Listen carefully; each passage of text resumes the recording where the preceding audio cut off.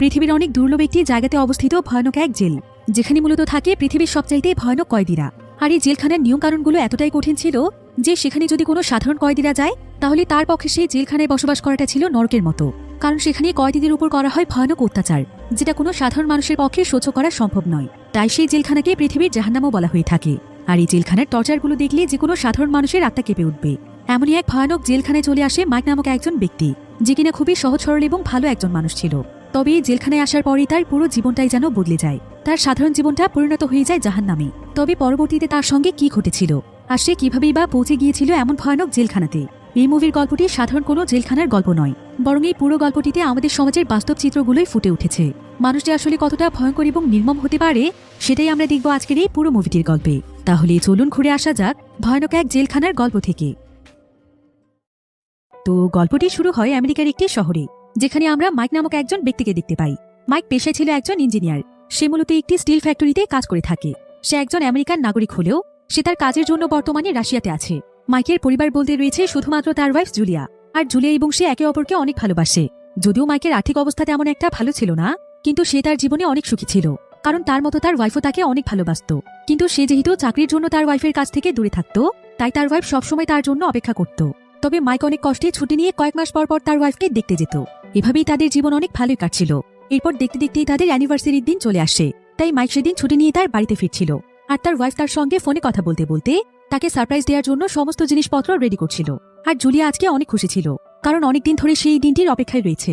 কিন্তু জুলিয়া যখন কাজ করতে করতে মাইকের সঙ্গে কথা বলছিল, ঠিক তখনই হঠাৎ করেই তাদের বাড়ির ইলেকট্রিসিটি অফ হয়ে যায়। জুলিয়া তখন মাইককে লাইনে রেখে বাড়ির সার্কিট চেক করতে যায়। আর কিছুক্ষণের মধ্যেই সে লাইনটিকে ঠিক করে ফেলে। এবার মাইক এখানে জুলিয়াকে বলে যে তাদের অ্যানিভার্সারি উপলক্ষে কাল সে তাকে বিচে ঘুরতে নিয়ে যাবে। এটা শুনে তো জুলিয়া অনেক খুশি হয়ে যায়। মাইক তাকে জানায় যে আর মাত্র 10 মিনিটের মধ্যে সে বাড়িতে পৌঁছবে। কিন্তু ঠিক এমন সময় জুলিয়ার কাছে একজন ব্যক্তি চলে আসে। আর এই ব্যক্তি প্রায় অনেকদিন ধরেই জুলিয়ার উপর নজর রাখছিল। তাই আজকে সে সুযোগ পেয়ে জুলিয়ার উপর ঝাঁপিয়ে পড়ে, কারণ সে জানত যে জুলিয়ার হাজবেন্ড বাড়িতে থাকে না। জুলিয়া এখানে সেই ব্যক্তির হাত থেকে বাঁচার অনেক চেষ্টা করছিল, কিন্তু সেই ব্যক্তি তার উপর টর্চার করতে শুরু করে। জুলিয়া এতে প্রচন্ড জোরে চিৎকার করছিল। আর জুলিয়ার সমস্ত আওয়াজ ফোনের মাধ্যমে মাইক শুনতে পাচ্ছিল। মাইক এতে একদম অস্থির হয়ে যায়। সে যত দ্রুত সম্ভব গাড়ি চালাতে শুরু করে, কারণ সে বুঝতে পেরেছিল যে তার ওয়াইফ অনেক বড় বিপদে পড়েছে। আর সে একটি চাকু দিয়ে জুলিয়াকে মেরে ফেলছিল। যদিও জুলিয়া বাঁচার আপ্রাণ চেষ্টা করছিল, কিন্তু কিছুতেই কোনো লাভ হয় না। এদিকে মাইক তাড়াহুড়ো করে কোনো মতে তার বাড়িতে পৌঁছে যায়। তবে ততক্ষণে অনেক দেরি হয়ে গিয়েছিল। বাড়িতে পৌঁছে সে তার ওয়াইফের কোনো আওয়াজই পাচ্ছিল না। এরপর সে অনেক সাহস করে যখন তাদের ড্রয়িং রুমে প্রবেশ করে, তখন সে একটি সোফার উপর তার ওয়াইফকে দেখতে পায়। আর সে তার ওয়াইফের কাছে গিয়ে বুঝতে পারে যে তার ওয়াইফ মারা গিয়েছে। মাইক তো এটা কিছুতেই বিশ্বাস করতে পারছিল না। এক মুহূর্তের জন্য যেন তার দমটা বন্ধ হয়ে যাচ্ছিল। তো মাইক যখন তার ওয়াইফকে জড়িয়ে ধরে কাঁদছিল, ঠিক তখনই তার পেছনে সেই ব্যক্তিটি চলে আসে। আর সে তার মাথায় আঘাত করে সেখান থেকে দৌড়ে পালিয়ে যায়। কিন্তু মাইক সঙ্গে সঙ্গে দৌড়ে সেই লোকটির পিছু করতে শুরু করে। তবে বাহিরে এসে কোথাও সে তাকে দেখতে পাচ্ছিল না। কিন্তু কিছু সময় পরে সে সেই ব্যক্তিকে একটি বাসের মধ্যে দেখতে পায়। তাই সে দৌড়ে গিয়ে কোনো মতে সেই বাসটিকে থামায়। আর সে বাসের ভেতরে ঢুকেই সেই ব্যক্তিকে মারতে শুরু করে। কিন্তু সেই ব্যক্তি এখানে চাকু দিয়ে মাইকেও মেরে ফেলতে চাইছিল। তবে মাইকের সঙ্গে সে পেরে ওঠে না। সে কোনো মতে সেখান থেকে দৌড়ে পালিয়ে যাচ্ছিল। তবে মাইকে তখন উল্টো তার হাতে চাকুটি নিয়ে তাকে ধাওয়া করছিল। আর সেটা আবার সেখানে থাকা কয়েকজন পুলিশ দেখতে পায়। ফলে সেখান থেকে তাদের দুজনকে অ্যারেস্ট করে নিয়ে যাওয়া হয়। কিন্তু সে অপরাধী ব্যক্তি আসলে ছিল অনেক ধনী একজন মানুষ। তাই কিছুদিনের মধ্যে সে জামিন পেয়ে যায়। মাইক আদালতে সেই ব্যক্তির অপরাধের কথা জানানোর পরও কেউ সেই লোকটির বিরুদ্ধে কোনো ব্যবস্থা নেয় না, বরং মাইকের বিরুদ্ধেই ওয়ারেন্ট বেরিয়ে যায়। তার উপর ভয়ানক এক মিথ্যে মামলা দেওয়া হয়। বলা হয় যে তার ওয়াইফের মৃত্যুর পেছনে সেও দায়ী। আর এমন সময় আদালতে মাইকের সামনে সেই ব্যক্তি আসে এবং সে মাইককে উপহাস করে বলে যে তার নাম হচ্ছে সার্জিও। যদি তার কিছু করার থাকে তাহলে সে যেন করে দেখায়, কারণ সমস্ত জলদেরকে সে আগেই কিনে নিয়েছে। তাই সে চাইলেও তার বিরুদ্ধে কিছু করতে পারবে না। এমনকি সে বলে যে তার ওয়াইফের কাছে গিয়ে তার নাকি অনেক মজা লেগেছে। মাইক এতক্ষণ সবকিছু চুপচাপ সহ্য করছিল, কারণ সে ছিল অনেক সহজ সরল একজন মানুষ। কিন্তু সার্জিওর এমন কথা শুনেই মাইক যেন পাগলের মতো হয়ে যায়। সে তার পাশে দাঁড়িয়ে থাকা একজন পুলিশের কাছ থেকে একটি গান নিয়ে নেয় এবং সকলের সামনে কোর্টের ভেতরেই সার্জিওকে গুলি করে মেরে ফেলে। এরপর সঙ্গে সঙ্গেই মাইক একদম শান্ত হয়ে যায়। তবে সকলের সামনে সে যেহেতু সার্জিওকে হত্যা করেছে, তাই এবার আদালতে তাকে যাবজ্জীবন কারাদণ্ড দেওয়া হয় এবং তাকে ইনহিল নামক একটি জেলে পাঠানোর অর্ডার দেওয়া হয়। এবার কোর্টের রায় শেষ হলে মাইকের সঙ্গে সঙ্গে একটি কয়েদিদের বাসে উঠিয়ে নেওয়া হয়। আর তাকে সোজা নিয়ে যাওয়া হয় ইনহিল নামক সেই কারাগারে, যেটা কিনা লোকালয় থেকে অনেক দূরে অবস্থিত ছিল। আর এটা মূলত ছিল রাশিয়ার অনেক ভয়ানক একটি কারাগার। এই কারাগারটিতে মূলত সেই সমস্ত কয়েদিদেরকে আনা হতো যারা কিনা অনেক ভয়ানক এবং বিপজ্জনক, এবং যারা অনেকবার অন্যান্য কারাগার থেকে পালিয়েছিল। কিন্তু এটা ছিল এমন একটি কারাগার যেখান থেকে কখনোই কোনোভাবে কোনো মানুষের পালানো সম্ভব নয়। এমনকি এই জেলের পরিবেশও ছিল একদম নরকের মতো। তাই অনেক মানুষই এই জেলটিকে পৃথিবীর জাহান্নাম বলেই জানত। এখানকার গার্ডরাও কয়েদিদের সঙ্গে একদমই ভালো আচরণ করত না। তো অনেক কয়েদিদের সাথে মাইকেও এখানে নিয়ে আসা হয়। আর কারাগারের প্রথম দিনই তারা মাইকের সঙ্গে অনেক বাজে আচরণ করে। মাইককে তারা মারধর করে একটি রুমের মধ্যে পাঠিয়ে দেয়, আর সেখানে মাইক এবং সমস্ত নতুন কয়েদিদেরকে তাদের চুল ফেলে দিয়ে তাদের পোশাক চেঞ্জ করে দেওয়া হচ্ছিল। এখানে আবার মাইক তার প্যান্টের ভেতর তার ওয়াইফের একটি ছবি লুকিয়ে রেখেছিল, যেটা ছিল তার কাছে তার ওয়াইফের শেষ স্মৃতি। কিন্তু সেখানকার অফিসার মাইককে সার্চ করে এগুলো খুঁজে পেয়ে যায়, যদিও মাইক এখানে বারবার অনুরোধ করছিল যে তারা যেন অন্তত এই রিংটি তার সঙ্গে রাখতে দেয়, কারণ এই রিংটি তার ওয়াইফের শেষ স্মৃতি। কিন্তু অফিসাররা এখানে তার কাছ থেকে সবকিছু নিয়ে নেয়, এমনকি তাকে সকলের সামনে অনেক মারধরও করে। সেই সাথে অফিসার এখানে মাইকের ওয়াইফের ছবি দেখে খুবই নোংরা ভাষায় কথা বলে। তো এরপর মাইককে কমিউনাল সেল নামক একটি জায়গাতে নিয়ে যাওয়া হয়, যেটা কিনা অনেক অন্ধকার একটি জায়গা ছিল। তাই মাইকের কাছে এই জায়গাটি অনেক ভয়ানক লাগছিল। তো এবার রাতের বেলা যখন সেখানে সমস্ত কয়েদিরা ঘুমিয়েছিল, তখন মাঝরাতে সেখানে বেশ কয়েকজন গার্ড আসে, আর সেখানে বিলি নামক একজন কয়েদি ছিল। গার্ডেরা তখন জোর করে বিলিকে ধরে নিয়ে যায়। বিলি আসলে অন্যান্য কয়েদির চাইতে দেখতে অনেক সুন্দর ছিল, তাই প্রতিদিন রাতে এখানকার প্রভাবশালী কয়েদিদের রুমে জোর করে বিলিকে ঢুকিয়ে দেওয়া হয়। আর আজকে তাকে দিয়ে আসা হয় অ্যান্ড্রে নামক একজন ভয়ানক কয়েদির সেলে, যেখানে তাকে প্রচুর পরিমাণে শারীরিক নির্যাতন করা হয়।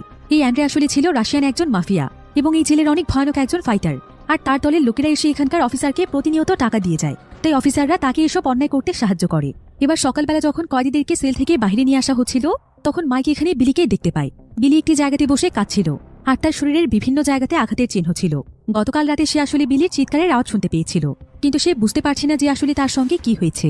এদিকে কয়েদিদের লাইনের মধ্যে অ্যান্ড্রে নামক সেই কয়েদিটিও ছিল, আর সে এখানে মাইককে দেখে তাকে নিয়ে মজা করছিল, তাকে তার ওয়াইফের হত্যাকারী বলে খেপাচ্ছিল, যেটা শুনে মাইক প্রচন্ড রেগে যায়। এমন সময় অ্যান্ড্রে তাকে ধাক্কা দিলে মাইকও তখন তার উপর আক্রমণ করে বসে। তারা কয়েদিদের লাইন ভেঙে সেখানে লড়াই শুরু করে, যদিও গার্ডরা তাদেরকে বারবার নিষেধ করছিল, কিন্তু এখানে কেউই কোনো কথা শুনছিল না। আর এমন সময় কয়েকজন গার্ড এসে মাইককে চেপে ধরে, তবে তারা অ্যান্ড্রেকে কিছুই বলে না, বরং এই লড়াইয়ের শাস্তি হিসেবে তারা মাইককে জেলে টর্চার সেলে পাঠিয়ে দেয়, যেটা কিনা ছিল জেলটির অনেক ভয়ানক একটি জায়গা। এমনকি সেখানে যে টয়লেট ছিল, সেই টয়লেটটিও ওভারফ্লো হয়ে বাইরে টয়লেটে নোংরা পানি চলে আসছিল, যার ফলে দুর্গন্ধে সেই জায়গাতে মাইকের পক্ষে টেকাই যাচ্ছিল না। এমনকি সেখানে ঘুমানোর মতো উঁচু একটি জায়গা ছিল, যেখানে ঘুমানোটা ছিল অনেক বেশি কষ্টকর। তো এই টর্চার সেলে আসার পর মাইকে শুধুমাত্র একবার খাবার দেওয়া হয়। এরপর প্রায় একটানা বেশ কয়েকদিন সময় পার হয়ে গেলেও তাকে আর কোনো খাবার পানি কিছু দেওয়া হচ্ছিল না। আর মাইকে এখানে ক্ষুধার যন্ত্রণা সহ্য করতে না পেরে সে নিজেকে শেষ করে দেওয়ার সিদ্ধান্ত নেয়। তাছাড়া তার কাছে এখন বেঁচে থাকার মতো কোনো কারণও ছিল না। সে যাকে নিজের জীবনের চাইতে বেশি ভালোবাসত, সেই তো এখন তাকে ছেড়ে অনেক দূরে চলে গিয়েছে। তাহলে সে বেঁচে থেকেই বা কি করবে? তাই সে তার শার্টটি খুলে সেটার মাধ্যমেই মরার চেষ্টা করছিল, কিন্তু এতেও সে ব্যর্থ হয়ে যায়, কারণ তার শার্টটি অনেক বেশি নর্মাল একটি কাপড়ের ছিল। তাই সে মরার জন্য সেখানকার দেয়ালের সঙ্গে তার মাথায় বারবার আঘাত করছিল, কিন্তু এত কিছুর পরও মৃত্যু যেন তার কাছেই আসছিল না। এসবে ক্লান্ত হয়ে যখন সে সেখানে বসেছিল, ঠিক তখনই সে সেখানে খুব সুন্দর একটি প্রজাপতি দেখতে পায়। আর প্রজাপতিটি দেখে মাইকের কাছে মনে হয় যে এটা হয়তো তার ওয়াইফেরই আত্মা, যে কিনা এখনো তার সঙ্গেই রয়েছে। তাই এখানে মাইকের তার ওয়াইফের সুন্দর কিছু স্মৃতি মনে পড়ছিল, যেখানে তার ওয়াইফ তাকে বলেছিল যে সে তাকে সবসময় সুখী দেখতে চায়, তার মুখে সবসময় হাসি দেখতে চায়, এবং সে চায় যে মাইক অনেক ভালোভাবে পৃথিবীতে বেঁচে থাকুক। তো তার ওয়াইফের কথা মনে পড়তেই মাইক যেন তার মাঝে বেঁচে থাকার অনুপ্রেরণা পায়। সে সিদ্ধান্ত নেয় যে সে আর কোনোদিনও নিজে থেকে মরতে চাইবে না। আজকে সকালে তাকে সেখানে অল্প কিছু খাবার দেওয়া হয়েছিল, যাতে সে কোনো মতে বেঁচে থাকে। তবে নিজেকে মেরে ফেলার জন্য মাইক সেই খাবার খায়নি, কিন্তু প্রজাপতিটি যখন সেই খাবারটির উপর গিয়ে বসে, তখন মাইক সেই খাবারটি তার হাতে নিয়ে খেতে শুরু করে। এবার কয়েকদিন পর মাইককে সেই টর্চার সেল থেকে বের করা হয়, আর তাকে আজকে নতুন একটি সেলে পাঠিয়ে দেওয়া হয়। তবে সেই সেলটিতে আরও একজন কয়েদি ছিল, যার নাম ছিল ফিউরিয়াস। সে দেখতে অনেক ভয়ানক ছিল, এমনকি সে প্রায় 3টি মার্ডার করে এখানে এসেছে। তাই মাইকের কাছে সেখানে থাকতে বেশ ভয় লাগছিল। তাই এই ধরনের অ্যাপ থেকে দূরে থাকুন। তো মাইককে এখানে একজন অফিসার বলে যে মাইক চাইলে তারা তাকে এই সেলটি পরিবর্তন করে দিতে পারবে, কিন্তু এর বিনিময়ে মাইককে টাকা দিতে হবে। তবে মাইকের কাছে যেহেতু কোনো টাকাই ছিল না, তাই সে এই সেলটিতেই থাকতে চায়। তবে সেলে প্রবেশ করে সে একদম চুপচাপ ছিল। সে আসলে এমন কিছু করতেই চাইছিল না যাতে ফিউরিয়াসের সঙ্গে তার ঝামেলা হয়, বরং সে চুপচাপ সেখানে গিয়ে তার বিছানায় শুয়ে পড়ে। তবে ফিউরিয়াসকে দেখে মাইকের কাছে তেমন একটা খারাপ মনে হয় না, কারণ ফিউরিয়াস একদম চুপচাপ ছিল, আর সে নিজের মতোই সেখানে সময় কাটাতো। এমনকি সে প্রায় সবসময়ই বই পড়তে ব্যস্ত থাকত। মাইক তার সামনে দিয়ে চলাচল করলেও সেদিকে সে খুব একটা মনোযোগ দিত না। তো এভাবেই এই সেলে মাইকের প্রায় বেশ কয়েকদিন সময় পার হয়ে যায়, কিন্তু এখন পর্যন্ত ফিউরিয়াস তার সঙ্গে একটি কথাও বলেনি। তবে অন্যদিকে আস্তে আস্তে মাইকের সঙ্গে বিলি নামক সেই কয়েদির পরিচয় হয়। সে বিলির কাছ থেকে সবকিছু জানতে পারে যে বিলির সঙ্গে আসলে কি কি ঘটছে। আসলে এখানকার প্রায় সমস্ত কয়েদি রাশিয়ান ছিল, কিন্তু বিলি এবং সে ছিল আমেরিকান। তো মাইক যখন বিলির সঙ্গে কথা বলছিল, ঠিক তখনই তাদের কাছে হুইল চেয়ারে বসা একজন কয়েদি আসে, যার নাম হচ্ছে হেনরি। সেও ছিল তাদের মতোই আমেরিকান, তাই সে এসে তাদের সঙ্গে অনেক গল্প করে। তবে হেনরি ছিল অনেক পুরনো একজন কয়েদি, তাই এই জেলের আনাচে কানাচে যা কিছু রয়েছে সবকিছু হেনরি জানত। মাইক তখন হেনরি এবং বিলির সঙ্গে জেলের ব্যাপারেই কথা বলছিল, আর এখানেই তাদের 3 জনের মধ্যে অনেক ভালো বন্ধুত্ব হয়ে যায়। আর হেনরির কাছ থেকে তারা জানতে পারে যে অ্যান্ড্রে নামক যে কয়েদি বিলিকে এভাবে টর্চার করছে, সেই কয়েদি আসলে মূলত এই পুরো জেলটিকেই কিনে নিয়েছে। তার ইশারাতেই এখানকার সবকিছু পরিচালিত হয়। সে রাশিয়ার অনেক কুখ্যাত একজন ধনী মাফিয়া। হেনরি এখানে মাইকে একটি পরামর্শ দেয়। সে মাইককে বলে যে জেলের মধ্যে টাকা দিয়ে সবকিছু পাওয়া যায়, তাই বাইরের মাইকের অ্যাকাউন্টে যদি কোনো টাকা পয়সা থেকে থাকে তাহলে সে যেন কোনো মানুষের মাধ্যমে তার টাকা এখানে নিয়ে আসে এবং টাকাগুলোকে সাবধানে রেখে দেয়, তাহলে যে কোনো সময় সে যে কোনো বিপদ থেকে টাকা দিয়ে বাঁচতে পারবে। তো এবার সেদিন রাতের বেলা মাইক যখন ঘুমোচ্ছিল তখন সে তার ওয়াইফকে নিয়ে সেদিন রাতে ভয়ানক স্বপ্ন দেখছিল, যে কিভাবে সেই নরপশু তার ওয়াইফের উপর ঝাঁপিয়ে পড়েছিল। তার ওয়াইফ আতঙ্কে এবং ভয়ে কতটা কষ্ট পেয়েছিল, আর এই সমস্ত দৃশ্য দেখতে দেখতে সে ঘুমের মধ্যেই চিৎকার করে উঠছিল, যেটা ফিউরিয়াসের কাছে একদমই ভালো লাগছিল না। ফিউরিয়াস তখন মাইকের কাছে এসে মাইকের মুখ চেপে ধরে, তবে ফিউরিয়াস এখানে তাকে আর তেমন কিছু বলে না, বরং সে তাকে একদম চুপচাপ থাকতে বলে। তবে মাইক এখানে অনেক বেশি ভয় পেয়ে গিয়েছিল, সে ভাবছিল ফিউরিয়াস তাকে মেরেই ফেলবে। তাছাড়া যেদিন থেকে সে সেলের মধ্যে এসেছে সেদিন থেকে সে আতঙ্কে ঠিকমতো ঘুমোতে পর্যন্ত পারছে না, কারণ ফিউরিয়াস তার সেলের মধ্যে শব্দ একদমই পছন্দ করে না, তাই মাইক ভয়ে সেখানে নড়তে পর্যন্ত পারে না। তাই সেদিন কোনো মতে সকাল হয়ে যাওয়ার পর মাইক হেনরির কাছ থেকে কিছু টাকা ধার নেয়, আর সে সোজা সেখানকার অফিসারের কাছে যায়, যার উপর এখানকার সমস্ত কিছুর দায়িত্ব রয়েছে। মাইক তখন তার হাতে সেই টাকা দিয়ে তাকে বলে যে দয়া করে সে যেন তার সেলটি পরিবর্তন করে দেয়, কারণ ফিউরিয়াসের ভয়ে সে থাকতে পারছে না। ফিউরিয়াসকে দেখলেই তার অনেক ভয় লাগে, কিন্তু অফিসার এখানে তার কথা শুনে হাসে আর বলে, তোমার লজ্জা করলো না? সামান্য কিছু টাকা নিয়ে তুমি আমার কাছে এসেছো, এইটুকু টাকায় কোনো কাজ হবে না। তাই মাইক তখন মন খারাপ করে সেখান থেকে চলে আসে, আর সেদিন আবার তার সঙ্গে জ্যাক নামক একটি ছেলে দেখা করতে আসে। জ্যাক আসলে হচ্ছে তার ওয়াইফের ছোট ভাই। তো জ্যাক এখানে মাইককে বলে যে সে যেন একদম মন খারাপ না করে, তার ভাগ্যে যা ছিল তাই হয়েছে। তাছাড়া সে তো নিজের হাতে তার ওয়াইফের হত্যাকারীকে শাস্তি দিয়েছে, এর থেকে বড় পাওনা আর কি হতে পারে। তাছাড়া জুলিয়াকেও তারা খুব সুন্দরভাবে দাফন করেছে, আর সে একজন উকিলের মাধ্যমে চেষ্টা করছে মাইকের শাস্তি কিছুটা কমানো যায় কিনা, তাই মাইককে কোনো টেনশন করতে হবে না। এরপর জ্যাক মাইককে কিছু টাকা দেয় এবং বলে যে সে শুনেছে যে জেলের মধ্যে বিভিন্ন জায়গাতে টাকার প্রয়োজন হয়, তাই মাইক যেন এই টাকাগুলো তার প্রয়োজন মতো খরচ করে। মাইক তখন জ্যাককে ধন্যবাদ জানায়। এবার পরের দিন মাইক সহ আরো অনেক কয়েদিকে একটি জায়গাতে নিয়ে আসা হয়, আর এখানে আসার পর মাইক জানতে পারে যে এভাবে কয়েদিদেরকে জেলের বাইরে নিয়ে এসে এখানে কাজ করানো হয়, আর এই কাজগুলো ছিল অনেক পরিশ্রমের কাজ, কিন্তু বাধ্য হয়ে প্রত্যেকটি কয়েদিকে এই কাজগুলো করতে হয়, যেটার বিনিময়ে তাদেরকে সামান্য পরিমাণ টাকা দেওয়া হয়, আর এই টাকাগুলো তারা জেলের মধ্যে খরচ করতে পারবে। তো এখানে প্রত্যেকটি কয়েদি অনেক পরিশ্রম করে কাজ করছিল, কিন্তু মাইক আসলে এই ধরনের কাজ কোনোদিনও করেনি, তাই সে সহজে এই কাজগুলো করতে পারছিল না। তখন একজন অফিসার এসে তাকে অনেক গালাগাল দিচ্ছিল, তাই মাইক তখন অন্যান্য কয়েদির দেখা দেখিয়ে চেষ্টা করছিল ভালোভাবে কাজগুলো সম্পন্ন করার। এবার কাজ শেষ হলে যখন তারা আবারও কারাগারে ফিরে আসে তখন তাদের সবাইকে দুপুরের খাবার খাওয়ানোর জন্য নিয়ে যাওয়া হয়। মাইক, বিলি, হেনরি এবং আরও একজন নতুন কয়েদির সঙ্গে খেতে বসেছিল, তবে বিলিকে দেখতে পেয়ে এমন সময় সেখানে অ্যান্ড্রে চলে আসে, আর অ্যান্ড্রে তাদের সবাইকে দুর্বল পেয়ে তাদেরকে বিভিন্ন আজে বাজে কথা বলতে থাকে, এমনকি সে তাদের খাবারগুলো নষ্ট করে দিয়ে চলে যায়। কিন্তু তাদের কারোই সাহস ছিল না অ্যান্ড্রের সঙ্গে লড়াই করার, তাই সেদিন তাদেরকে না খেয়েই থাকতে হয়। এবার কারাগারের মাঠে এসে মাইক দেখতে পায় যে এখানে নাকি প্রতিনিয়ত স্পার্কা নামক একটি গেম হয়, আর এই গেমটি মূলত আয়োজন করা হয় কয়েদিদেরকে নিয়ে, যেখানে কারাগারের সবচাইতে শক্তিশালী কয়েদিরাই অংশ নেয়, আর এই গেমটির সবকিছুই মূলত পরিচালনা করে এখানকার জেনারেল। তবে এই প্রত্যেকটি ম্যাচ শুরু হওয়ার আগে এখানে যে কোনো দুজন কয়েদিদের মধ্যে ভয়ানক ফাইট হয়। সেখানে অনেক বড় বড় ক্যাসিনো কোম্পানির মালিকেরা আসে এবং তারা এই কয়েদিদের উপর কোটি কোটি টাকা বাজি ধরে, এতে করে তাদেরও যেমন লাভ হয় তেমন এখানকার কর্মরত প্রত্যেকটি অফিসারই লক্ষ লক্ষ টাকা উপার্জন করে। এটা মূলত ছিল কয়েদিদেরকে কাজে লাগিয়ে তাদের একটি বিজনেস। তাছাড়া অনেক ধনী গেস্টরা এই ম্যাচগুলো এনজয় করতে আসে, তারা অফিসারদেরকে অনেক টাকা দিয়ে যায়, এমনকি এখানকার জেনারেলও বিভিন্ন কয়েদিদের উপর বাজি ধরে থাকে। বিশেষ করে অ্যান্ড্রে ছিল তার সবচাইতে প্রিয় খেলোয়াড়, কারণ অ্যান্ড্রে হচ্ছে অনেক শক্তিশালী, তাই অ্যান্ড্রের উপর সে যতবারই বাজি ধরেছে অ্যান্ড্রে ঠিক ততবারই জিতেছে। তো এবারও জেনারেল অ্যান্ড্রের উপরই বাজি ধরেছিল, আর অ্যান্ড্রেও এখানে মুহূর্তের মধ্যেই প্রত্যেকটি কয়েদিকে হারিয়ে দিচ্ছিল। তো পরপর কয়েকটি ম্যাচ জিতে যাওয়ার পর অ্যান্ড্রে বিলিকে তার সঙ্গে ফাইট করার জন্য অফার করে, কিন্তু বিলি তখন ভয় পেয়ে সঙ্গে সঙ্গে সেখান থেকে চলে যায়। তবে অ্যান্ড্রে যেহেতু প্রতিদিন রাতে বিলির উপর টর্চার করত, তাই বিলি আজকে তার মোকাবেলা করার সিদ্ধান্ত নেয়। সে তার টুথব্রাশটিকে ঘষে ঘষে ধারালো করে ফেলে। এরপর অফিসাররা যখন বিলিকে অ্যান্ড্রের কাছে দিয়ে আসে, বিলি তখন অ্যান্ড্রেকে তার তৈরি অস্ত্র দিয়ে আক্রমণের চেষ্টা করে, কিন্তু অ্যান্ড্রে তার সমস্ত প্ল্যান বুঝে যায়। সেই তখন উল্টো বিলিকে প্রচন্ড মারধর করে। এবার পরের দিন সকালে দেখা যায় যে মাইক এবং অন্যান্য কয়েদিরা যখন কাজ করছিল ঠিক তখনই সেখানে অ্যান্ড্রে এসে মাইককে ধাক্কা দেয় আর বলে যে মাইক নাকি তাকে এবং তার টিমকে অসম্মান করেছে, সে নাকি প্রত্যেকটি কয়েদির মতো তাকে রেসপেক্ট করে না। মাইক তখন এখানে প্রতিবাদ করে, সে অ্যান্ড্রেকে বলে যে বিনা কারণে সে কেন তার পেছনে লেগে আছে, সে তো তার কোনো ক্ষতি করেনি। কিন্তু অ্যান্ড্রে বলে মাইকের অ্যাটিটিউড তার পছন্দ নয়, যেখানে সমস্ত কয়েদিরা তার কথা মতো চলে সেখানে মাইক কেন নিজের মতো করে চলছে, মাইকেও তার কথা শুনতে হবে। এসব বলতে বলতে অ্যান্ড্রে এখানে মাইকের গায়ে হাত তুলছিল। মাইক তখন অফিসারকে এই ব্যাপারে নালিশ করে যে অ্যান্ড্রে তাকে শুধু শুধু জ্বালাতন করছে, কিন্তু অফিসারও এখানে অ্যান্ড্রের পক্ষে ছিল, সে অ্যান্ড্রেকে একটি কথাও বলে না। এমনকি বাকি কয়েদিরাও ভয় পেয়ে তাদের নিজ নিজ কাজে চলে যায়। আর এদিকে অ্যান্ড্রে এবং তার সঙ্গীরা মিলে মাইককে প্রচন্ড মারধর করে, তাকে মাটিতে ফেলে তারা ইচ্ছে মতো লাথি মারতে থাকে। এখানে কোনো দোষ না করেও মাইককে আবারও সেই টর্চার সেলে যেতে হয়, যেখানে কিছুদিন আগেই তাকে শাস্তি দেওয়া হয়েছিল। তবে মাইকের এখন আর কিছুই করার ছিল না, তাকে এখানেই থাকতে হবে। তবে আজকে এই সেলের দেয়ালের মধ্যে মাইক একটি ক্র্যাক দেখতে পায়, যেটা হয়তো দেয়ালটিতে কোনো আঘাতের ফলে হয়েছে। এমনকি সে একটু পরপরই দেয়ালের অপর প্রান্ত থেকে একটি আওয়াজ শুনতে পায়। সে বুঝতে পারে যে দেয়ালের অপর প্রান্তে হয়তো আরেকটি সেল রয়েছে, যেখানে তার মতোই কোনো কয়েদি আছে।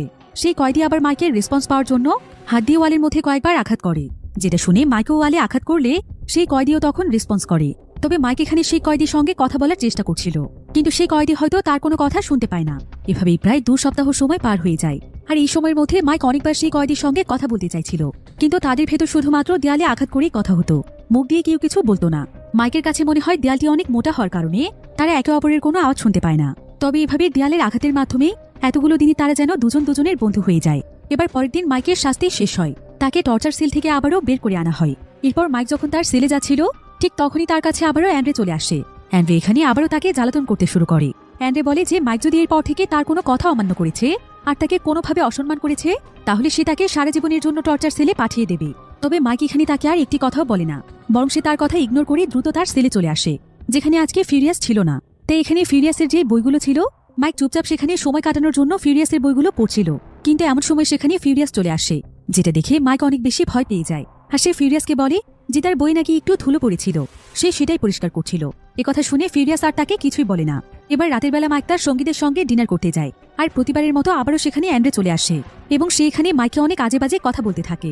তবে মাইক তো সবকিছু চুপচাপ সহ্য করছিল। কিন্তু কিছুক্ষণ পরেই অ্যান্ড্রে বলে, আমি শুনেছি তোমার ওয়াইফকে নাকি ধর্ষণ করা হয়েছে। তবে যাই বলো না কেন, আমি তোমার ওয়াইফের ছবি দেখেছি। শুধু সেই ধর্ষণকারী কেন, তোমার ওয়াইফকে দেখলে কোনো পুরুষেরই মাথা ঠিক থাকার কথা না। তবে এই কথা শুনেই মাইক যেন একদম পাগলের মতো হয়ে যায়। সে তো এমনিতেই তার ওয়াইফের কথা চিন্তা করতে করতে অনেক ডিপ্রেসড হয়ে গিয়েছে, তার উপর আবার নিজের ভালোবাসার মানুষকে এত নোংরা কথা বলায় সে অ্যান্ড্রের মতো শক্তিশালী মানুষকেও ইচ্ছে মতো মারতে থাকে। কেউ তাকে থামিয়ে রাখতে পারে না। সে অ্যান্ড্রের অবস্থা একদম খারাপ করে দেয়, যার ফলে মাইকে আবারও সেই টর্চার সেলে পাঠিয়ে দেওয়া হয়। এবার বেশ কিছুদিন পর দেখা যায় যে হঠাৎ করে জেলের বাইরের একটি জায়গাতে অনেক ভয়াবহ একটি মাইন বিস্ফোরণ হয়, যার ফলে সেখানকার মাটির মধ্যে বিশাল বড় একটি গর্ত তৈরি হয়ে যায়। আর এই সুযোগকেই কাজে লাগায় বিলি তখন আস্তে আস্তে জেলের ভেতর থেকে গর্তটিকে বড় করে একদিন সেই গর্তের মাধ্যমে জেল থেকে পালিয়ে যাওয়ার চেষ্টা করছিল। তার সঙ্গে ছিল আরও একজন কয়েদি। তো তারা দৌড়ে পালানোর সময় একজন অফিসার তাদেরকে দেখে ফেলে, আর সে সঙ্গে সঙ্গে সেই লোকটিকে গুলি করে মেরে ফেলে। তবে বিলি কোনোভাবে বেঁচে গেলেও সেই অফিসার তাকে ধরে আবারও জেলখানাতে নিয়ে আসে। আর জেনারেল এখানে তাকে শাস্তি হিসেবে সেদিন রাতে প্রত্যেকটি হিংস্র কয়েদিদের রুমে দিয়ে আসে এবং প্রত্যেকের কাছ থেকে টাকা নেয়। অন্যদিকে আমরা মাইকে দেখতে পাই, মাইক এখন অনেক বেশি স্ট্রং হয়ে গিয়েছে।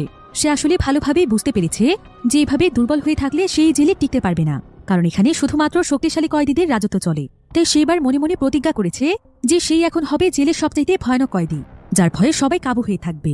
এ কারণে টর্চার সেলেই মাইক নিজেকে স্ট্রং বানানোর ট্রেনিং শুরু করে দেয়। সে প্রতিনিয়ত বিভিন্ন ধরনের কঠিন কঠিন ব্যায়াম করে তার শরীরের প্রত্যেকটি মাসলকে অনেক স্ট্রং বানাতে থাকে।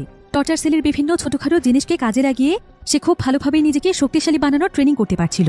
এভাবেই প্রায় বেশ কিছুদিন সময় পার হয়ে যায়। এরপর মাইকে যখন টর্চার সেল থেকে বের করে আনা হয়, মাইক তখনও তার ট্রেনিং চালিয়ে যাচ্ছিল। বিভিন্ন ভারী ভারী জিনিস দিয়ে সে ট্রেনিং করত। এমনকি ফিউরিয়াস যখন ঘুমিয়ে থাকত, তখনও মাইক তাদের বিছানাকে কাজে লাগিয়ে কোনো শব্দ না করে ট্রেনিং করত। এভাবেই দিনের পর দিন সে অনেক শক্তিশালী হয়ে যাচ্ছিল। তবে তার এই ট্রেনিং এর ব্যাপারে কেউ জানত না। এমনকি মাইককে যখন কয়েদিদের সঙ্গে মাঠে কাজ করতে নিয়ে যাওয়া হতো, মাইক তখন ইচ্ছে করেই সবচাইতে কঠিন কাজটি করতে চাইত। এভাবে করে সে আরো স্ট্রং হয়ে যায়।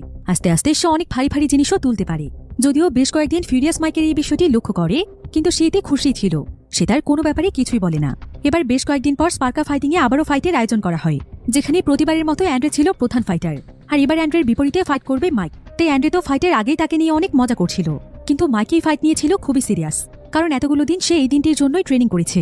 এবার কিছুক্ষণের মধ্যেই ফাইট শুরু হলে দেখা যায় যে মাইক যেহেতু এই ধরনের ম্যাচের আগে কোনোদিনও খেলেনি, তাই তার শরীরে শক্তি থাকা সত্ত্বেও সে অ্যান্ড্রেকে নিয়ন্ত্রণ করতে পারছিল না। হাজার চেষ্টা করেও সে অ্যান্ড্রেকে একটি আঘাতও করতে পারছিল না। অ্যান্ড্রে তো এখানে তাকে মারতে মারতে তার অবস্থা খারাপ করে দেয়। এমনকি তার চোখের মধ্যেও সে এতটা জোরে আঘাত করে যে মাইক সবকিছু একদম ঝাপসা দেখছিল। তবে এখানে মাইকের তার ওয়াইফের কথা মনে পড়ে যায়, যে কিভাবে সেই নরপশু তার ওয়াইফের উপর টর্চার করেছিল, আর অ্যান্ড্রে তার ওয়াইফকে কতটা বাজে কথা বলেছে। এসব মনে পড়তেই মাইক তার মাঝে আবারও সাহস ফিরে পায়।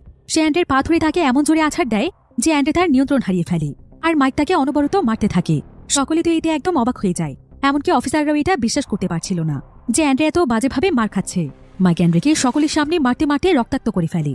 এই প্রথমবার কোনো কয়েদি অ্যান্ড্রেকে হারাতে পেরেছে। তবে মাইক তো অ্যান্ড্রেকে মেরেই ফেলতে চাইছিল। আর এখানে মাইকের এমন ভয়াবহ রূপ দেখে প্রত্যেকটি কয়েদি অনেক ভয় পেয়ে যায়। এখানে যে অফিসাররা বাজি ধরতে এসেছিল, তারা অনেক টাকার বাজি হেরে যায়।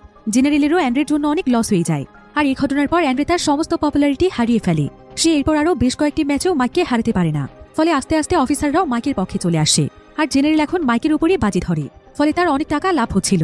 তাই সে কিছুদিন পরপরই বিভিন্ন ম্যাচের আয়োজন করছিল, যেখানকার প্রধান ফাইটার হচ্ছে মাইক। আর মাইকও দিনের পর দিন নিজেকে আরো বেশি যোগ্য প্রমাণ করার জন্য জেনারেলের কথা মতো বিভিন্ন কয়েদিদের সঙ্গে ফাইট করত।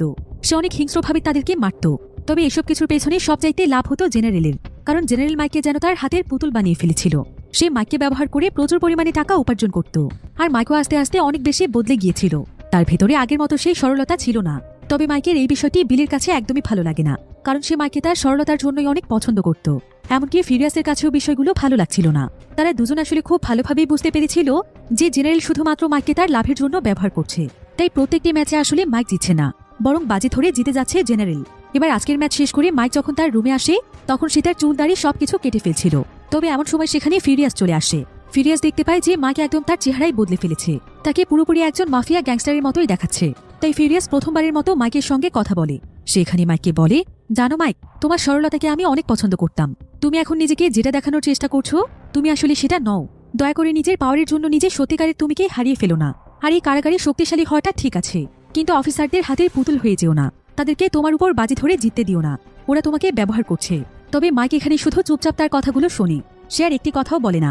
এবার কিছুদিন পর রাশিয়ার ইন্ডিপেন্ডেন্স ডে ছিল, আর এটা যেহেতু একটি রাশিয়ান কারাগার ছিল, তাই কারাগারের সবাই এই দিনটিকে পালন করতে অনেক ব্যস্ত হয়ে পড়েছিল।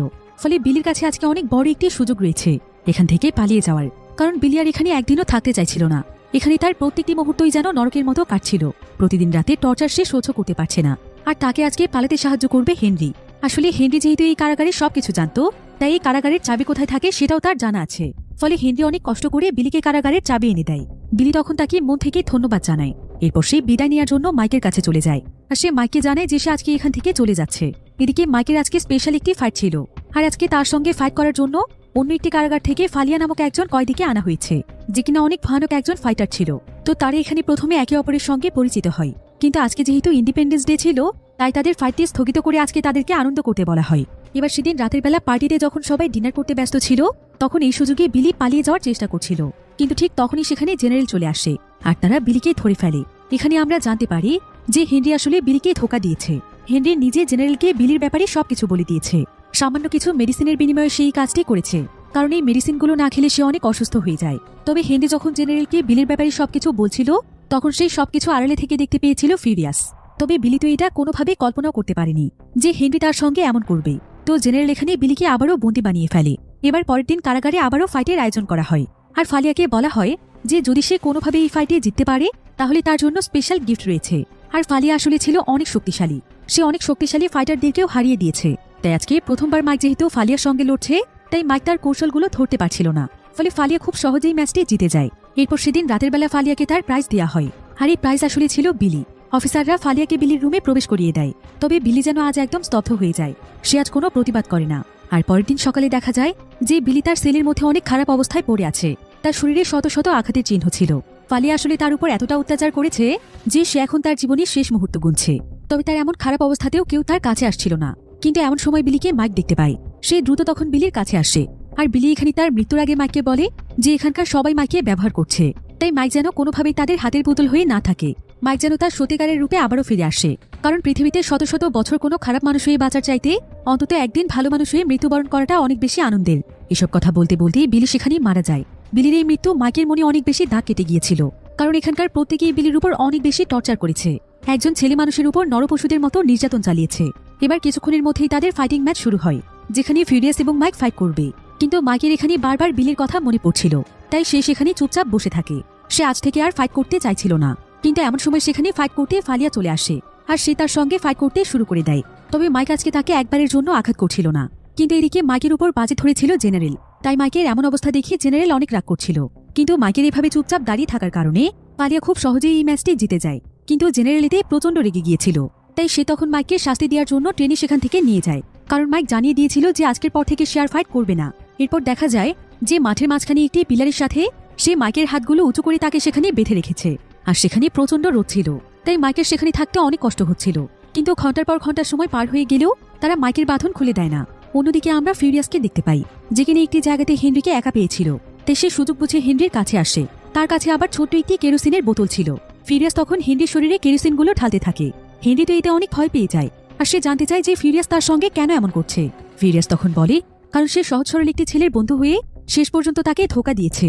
এমনকি তার জন্য বিলিকে মরতে হয়েছে। সেদিন যদি সে বিলিকে সত্যিই পালাতে দিত তাহলে বিলির জীবনটা বেঁচে যেত। সে বিলির মৃত্যুর জন্য দায়ী, তাই তারও বাঁচার কোনো অধিকার নেই। তবে হেনরি এখানে ফিউরিয়াসের কাছে বারবার ক্ষমা চাইছিল, কিন্তু ফিউরিয়াস তখন তার শরীরে আগুন লাগিয়ে দেয়, ফলে হেনরি সেখানেই মারা যায়। অন্যদিকে আমরা মাইককে দেখতে পাই। একটানা প্রায় বেশ কয়েকদিন সময় পার হয়ে গেলেও জেনারেল মাইককে সেখানেই ঝুলিয়ে রেখেছিল। কেউ তাকে একটিবারের জন্য সাহায্য করতে আসে না। রোদ, ঝড়, বৃষ্টি সবকিছুই তাকে স্পর্শ করে চলে যায়, কিন্তু এতে তারও যেন কোনো অনুভূতি ছিল না। সে কষ্ট পেতে পেতে নিজের সমস্ত অনুভূতিকেই যেন হারিয়ে ফেলেছে। কিন্তু এত কষ্টের পরও সে কোনোভাবেই ফাইট করতে রাজি ছিল না, কারণ সে জানত সে ফাইট করে জিতলে জিতে যাবে এখানকার অসৎ অফিসাররা। কিন্তু জেনারেল সিদ্ধান্ত নিয়েছে যে মাইক যতদিন পর্যন্ত ফাইট করতে রাজি না হবে ততদিন পর্যন্ত তাকে এভাবেই ঝুলিয়ে রাখা হবে। তবে অন্যদিকে জেলের আরও বড় দুজন গ্যাংস্টার ছিল। তাদের প্রত্যেকেরই টিম ছিল অনেক বড়। তো এই দুজন গ্যাংস্টার যখন প্রতিনিয়ত মাইকের অবস্থা লক্ষ্য করছিল তখন মাইকের জন্য তাদের অনেক খারাপ লাগছিল, কারণ অ্যান্ডের জন্য একসময় তারা এই জেলে থাকতে পারছিল না, আর আজকে এই মাইকে কিনা এতটা কষ্ট সহ্য করতে হচ্ছে।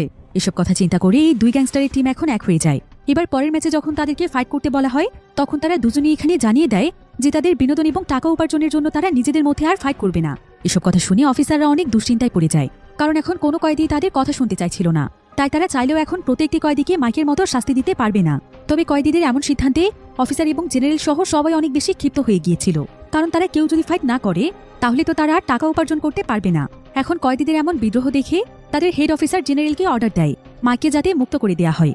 এরপর জেনারেল তখন মাইকে মুক্ত করে কারাগারের হসপিটালে পাঠিয়ে দেয়, কারণ তার শরীরের অবস্থা অনেক খারাপ ছিল। তবে অসুস্থ অবস্থায় মাইক বারবার তার ওয়াইফকে দেখতে পাচ্ছিল, যেখানে তার ওয়াইফ তাকে বলে যে মাইক এখন একদম সঠিক রাস্তায় আছে, আর তার ওয়াইফ মাইকের জন্য অনেক প্রাউড ফিল করছে, যেটা শুনে মাইক তার মনে অনেক শান্তি পায়। এবার মাইক সুস্থ হয়ে যাওয়ার পর তাকে তার সেলে ফিরিয়ে আনা হয়।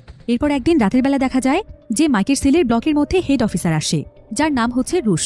রুশ আসলে মাইকের উপর অনেক ক্ষিপ্ত হয়েছিল, কারণ মাইকের জন্য সমস্ত কয়েদিরা এখন তাদের বিরুদ্ধে চলে গিয়েছে।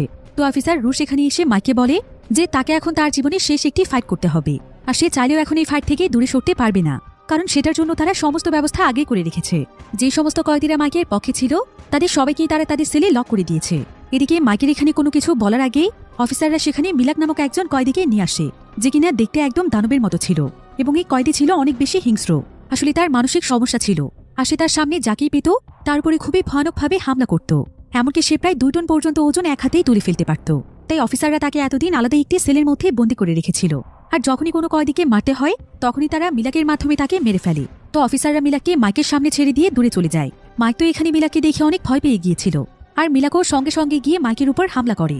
সে মাইককে একটি খেলনার মতো করে এদিকে ওদিকে ছুঁড়ে মারতে থাকে, যেটা দেখে অফিসাররা অনেক মজা পাচ্ছিল। আর এক পর্যায়ে মিলাক তো মাইকের গলা চেপে ধরে তাকে মেরেই ফেলছিল, কিন্তু এমন সময় মাইকের সামনে একটি দরজা ছিল। মাইক তখন তার একটি হাত দিয়ে সেই দরজার উপর বাড়ি দিতে থাকে। এতে করে দেখা যায় যে মিলাক একদম শান্ত হয়ে যায়, আর সে মাইককে ছেড়ে দিয়ে সেখানে কিছুক্ষণ চুপচাপ দাঁড়িয়ে থেকে সেও একটি দেয়ালের মধ্যে তার হাত দিয়ে বাড়ি দিতে থাকে। আর এখানে আমরা জানতে পারি যে মিলাক আসলে আর কেউ নয়, বরং সে হচ্ছে সেই কয়েদি যে কিনা মাইকের পাশেরই টর্চার সেলে থাকত, এবং মাইকের সঙ্গে সে হাত দিয়ে বাড়ি দিয়ে কথা বলতো।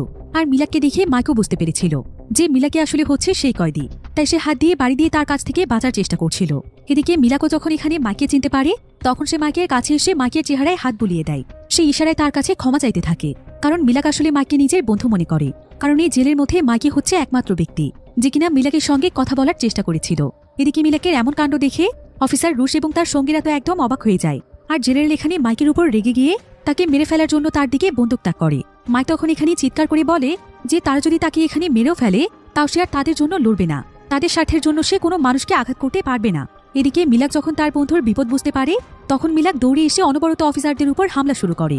সে এক এক করে প্রত্যেকটি অফিসারকে উপরে তুলে আছাড় মারতে থাকে। মিলাক এবং মাইকের সমস্ত ঘটনা দেখে কয়েদিরাও অনেক বেশি উৎসাহিত হয়ে যায়। তারাও এবার অফিসারদের বিরুদ্ধে রুখে দাঁড়ায়, আর তারা সবাই মিলে তাদের প্রত্যেকেরই সেলের দরজা ভেঙে ফেলে এবং বাইরে বেরিয়ে এসে অফিসারদের সঙ্গে লড়াই করতে শুরু করে। এভাবেই সেখানে অনেক বড় একটি ঝামেলা শুরু হয়ে যায়। এর মাঝে দূর থেকে একজন অফিসারের গুলিতে মিলাক সেখানে মারা যায়। মাইক এতে অনেক বেশি কষ্ট পেয়েছিল, মিলাকের জন্য তার অনেক খারাপ লাগছিল।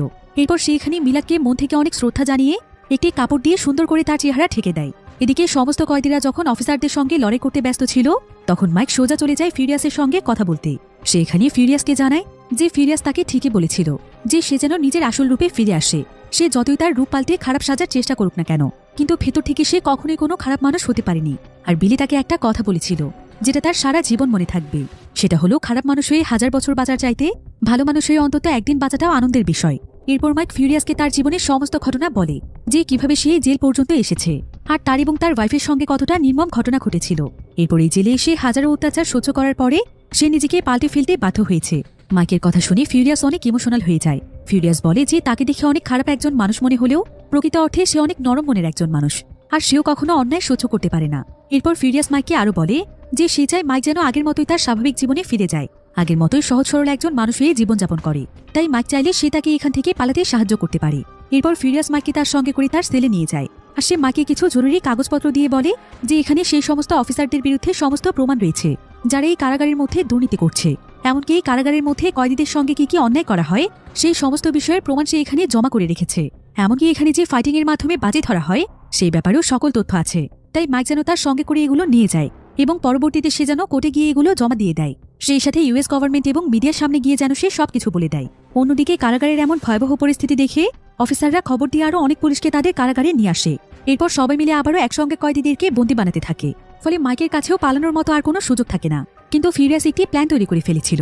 ফিউরিয়াস এখানে মাইককে বলে যে মাইককে অফিসারদের কাছে গিয়ে শেষবারের মতো ফাইট করতে রাজি হতে হবে, যাতে করে যখন ফাইট শুরু হবে তখন সমস্ত অফিসারদের মনোযোগ ফাইটের দিকেই থাকে, আর এদিকে সে সবকিছু ম্যানেজ করে ফেলবে। তো প্ল্যান মোতাবেক মাইকও ফাইট করতে রাজি হয়ে যায়। তাই পরের দিনই ফালিয়ার সঙ্গে তার ফাইট শুরু হয়। প্রতিবারের মতো মাইক অনেক ভালো ফাইট করছিল, আর আজকের আঘাতে ফালিয়ার কাঁধের হাড় ভেঙে যায়। তাই ফালিয়া মাইকের উপর প্রচন্ড রেগে যায়। ফলে সে তার জুতোর মধ্য থেকে লুকোনো একটি চাকু বের করে মাইককে সেটা মারতে গেলে চাকুটি একটি রাশিয়ান গ্যাংস্টারের শরীরে গিয়ে লাগে। ফলে জেলের মধ্যে আবারও লড়াই শুরু হয়ে যায়। ফলে তারা আজকে মাইককে মেরে ফেলার সিদ্ধান্ত নেয়। তাই জেনারেল তখন মাইককে নিয়ে কারাগারের একটি গ্যারেজে চলে যায়, যেখানে কখনো কোনো মানুষ প্রবেশ করতে পারে না। তবে ফিউরিয়াস আগে থেকে সেই গ্যারেজে যাওয়ার রাস্তা জানত। তাই মাইককে নিয়ে যাওয়ার সঙ্গে সঙ্গে ফিউরিয়াস একটি গোপন রাস্তা দিয়ে সেই গ্যারেজের ভেতরে চলে যায়, আর সে পেছন থেকে জেনারেল এবং তার সঙ্গীর উপর হামলা করে। সে তাদের মাথায় আঘাত করে, তারা সেখানে অজ্ঞান হয়ে যায়। এরপর ফিউরিয়াস মাইককে একজন অফিসারের পোশাক পরে ছদ্মবেশ নিতে বলে। মাইক তখন সেটাই করে, আর সে জেনারেলের হাত থেকে তার ওয়েডিং রিংটিও নিয়ে নেয়, যেটা জেনারেল প্রথম দিনই তার কাছ থেকে ছিনিয়ে নিয়েছিল। এবার মাইক এখান থেকে পালিয়ে যাওয়ার আগে সে ফিউরিয়াসকেও তার সঙ্গে যেতে বলে, কিন্তু ফিউরিয়াস তখন তাকে জানায় যে সে চাইলেও এখন তার সঙ্গে যেতে পারবে না, কারণ এই জেলের মধ্যে তার আরও গুরুত্বপূর্ণ একটি কাজ আছে, সেটা শেষ করে সে এখান থেকে পালিয়ে যাবে। এরপর ফিউরিয়াসের প্ল্যান মোতাবেক মাইক জেনারেলের ছদ্মবেশে সোজা গিয়ে জেনারেলের গাড়িতে বসে পড়ে, আর খুব সহজেই সে জেল থেকে বেরিয়ে আসে। অন্যদিকে ফিউরিয়াস সোজা চলে যায় হেড অফিসারের রুমে, অর্থাৎ রুশ নামক সেই অফিসারের কাছে। সে সেখানে গিয়ে রুশের জিপ টেনে ছিঁড়ে ফেলে, আর সে তাকে সেখানে মেরে ফেলে, কারণ তার জন্যই তার পুরো পরিবারের সবাই মারা গিয়েছে। তার জীবনটাই রুশি নষ্ট করেছিল। আর রুশের মৃত্যুর খবর পেয়ে সেখানে অন্যান্য পুলিশেরা আসলে ফিউরিয়াস নিজেই এখানে আত্মসমর্পণ করে, কারণ তার প্রতিশোধ পূরণ হয়েছে। অন্যদিকে আমরা মাইককে দেখতে পাই। মাইক ইউএস গভর্নমেন্ট অফিসের একদম সামনে চলে এসেছিল। সে তার স্বাধীন জীবনে ফিরতে পেরে অনেক খুশি ছিল। মাইক সেদিন সেই জেলের বিরুদ্ধে সমস্ত প্রমাণ কোর্টে গিয়ে জমা দেয়, আর মিডিয়ার সামনেও জেলটি সম্পর্কে সবকিছু এক্সপোজ করে দেয়। এভাবেই প্রায় 3 মাস সময় পার হয়ে যায়। জেলের বিরুদ্ধে সমস্ত তথ্যই প্রমাণ হয়ে যাওয়ার কারণে জেলটিকে সারা জীবনের জন্য বন্ধ করে দেওয়া হয় এবং সমস্ত অফিসারদেরকে চাকরি থেকে বের করে দেওয়া হয়। আর মাইক যেহেতু সেই ধর্ষণকারীকে তার ওয়াইফের মৃত্যুর জন্যই খুন করেছিল, তাই মাইককে তার সমস্ত সাজা মাফ করে দেওয়া হয়। মাইক আবারও তার খুব সাধারণ জীবনযাপনে ফিরে আসে, ঠিক যেমনটা তার ওয়াইফ জুলিয়া সব সময় চাইত। আর এমনই একটি সুন্দর মুহূর্তের মাধ্যমে গল্পটি এখানেই শেষ হয়ে যায়।